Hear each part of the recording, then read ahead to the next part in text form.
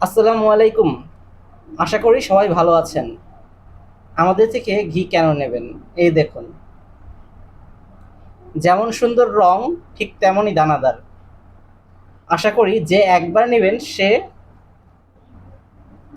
সে repeat ক্রেতা হয়ে যাবেন ইনশাআল্লাহ। আমাদের থেকে পাইকারি ও খুচরা উভয় নিতে পারবেন।